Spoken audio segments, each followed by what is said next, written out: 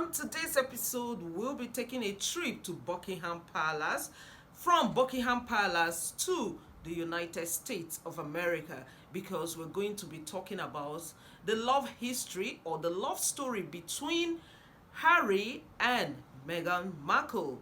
Yes, before I dive into that story, I would like to welcome all my subscribers. Thank you and welcome to ZA Vlog. Yes, this is the channel to be where we'll learn and have fun as well.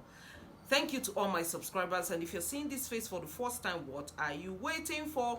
Click the subscribe button, join the family, let us learn and have fun together.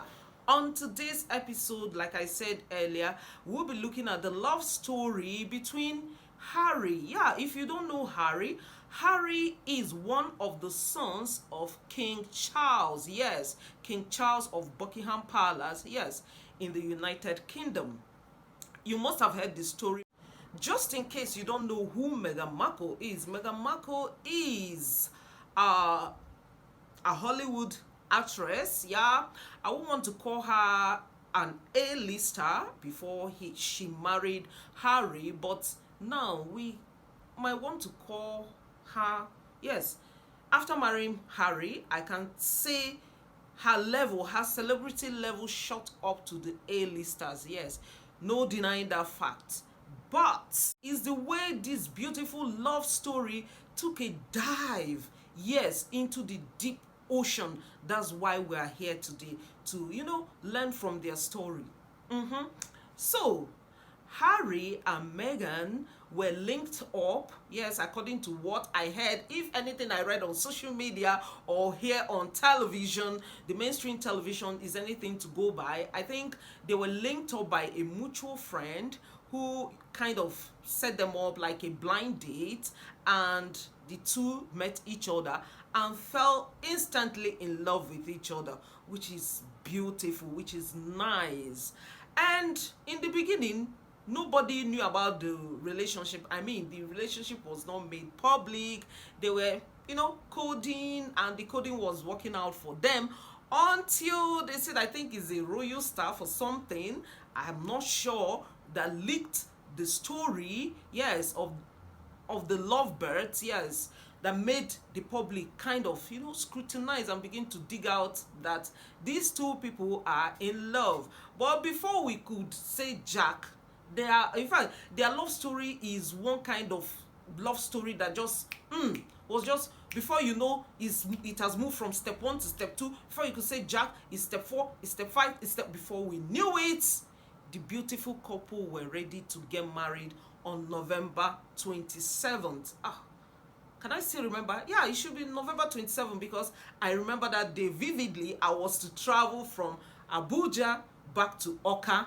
In fact, immediately I landed Oka, I quickly rushed to the, DSTV office and subscribe, because before I could return to before I would return from my, trip to Abuja, my subscription must have expired. So immediately, as I was just landing, I didn't even get to my house, I quickly stopped at the DSTV office and recharged, just to follow up the wedding and see what I could watch, because all of us were rooting for this couple, right? Yeah, we're all rooting for this couple until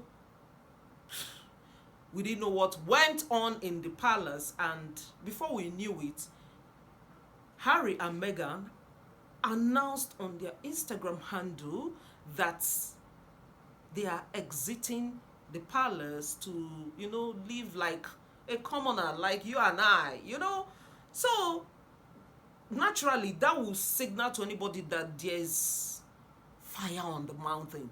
But we don't know how this fire is burning until the supposed couple who decided to quit the palace and the publicity that goes with it. First of all, they moved to Canada, which really made me feel genuinely they wanted that private, quiet life.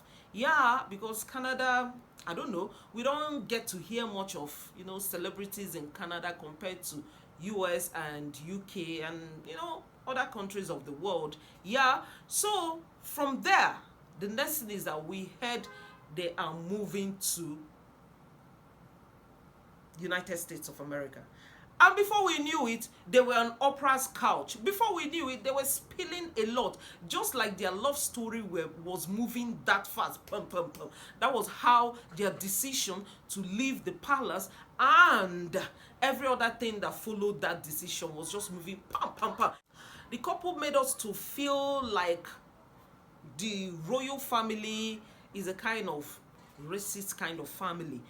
And they also made us feel like Meghan was maltreated, Meghan was not welcomed, and that was in fact, that was the major reason why they decided to leave.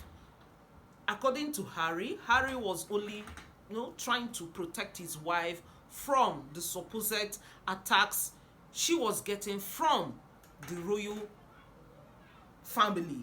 I won't want to say royal family because, well, when they went deep, we started hearing that some of these things were involving staff, staff members, and not directly the king or the queen, or except for that. Meghan said Kate Middleton, yes, Kate Middleton is the wife to the first son who is going to be the next king after King Charles. Yeah, made her cry on her wedding day or stuff. But she also admitted in that interview that, Kate apologized and sent her flowers. I'm like, if she apologized already and sent you flowers, why are you talking about it? We're supposed to be families here, right?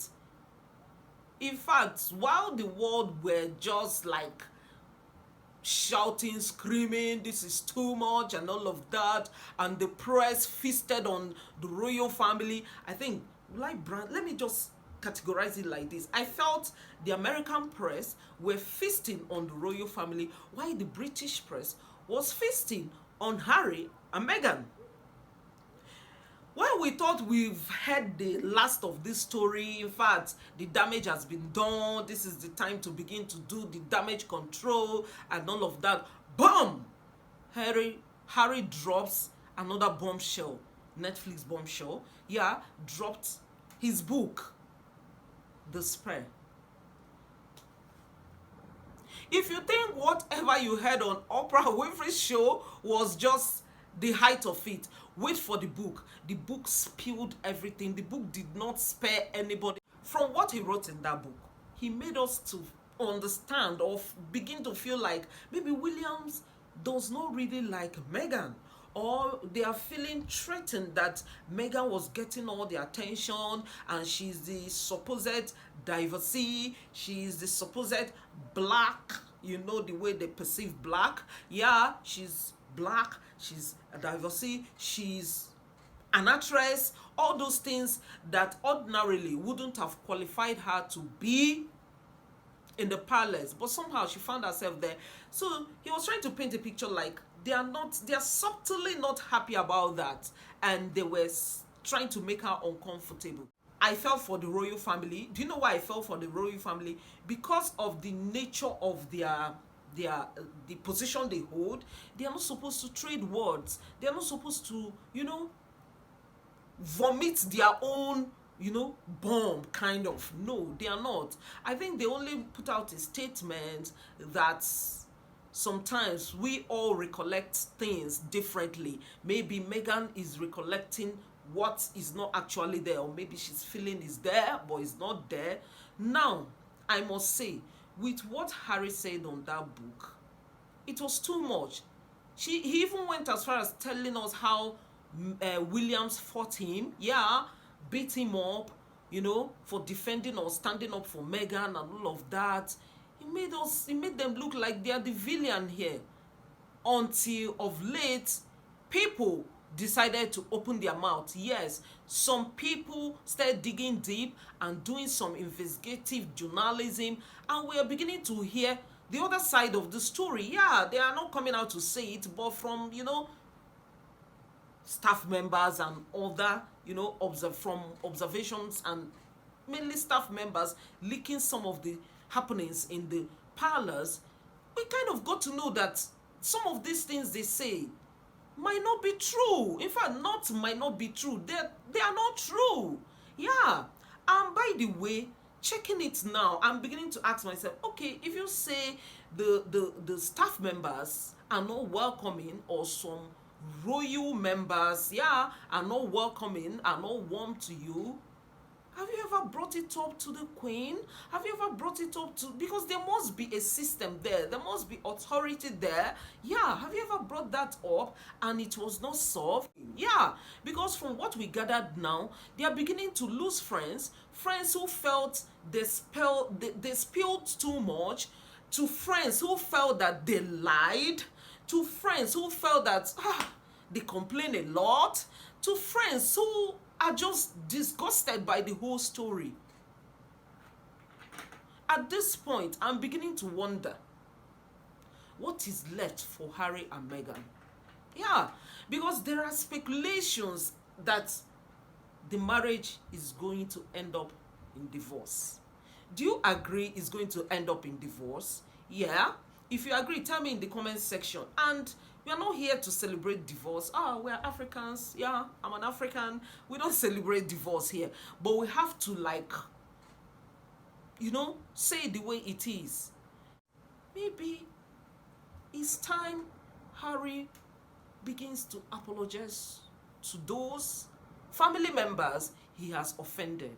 Yeah, I think when he begins to retrace his steps by apologizing to them, it may not work overnight. It may not work overnight because he did a lot, he said a lot, but gradually things will begin to fall into place with the right actions. Yeah, after the apologies, back to it, the right actions. Yeah, things will fall into place. There's nothing that is not forgivable. There's nothing that is not workable, is not mendable. No, the only thing we don't know how to solve yet is death.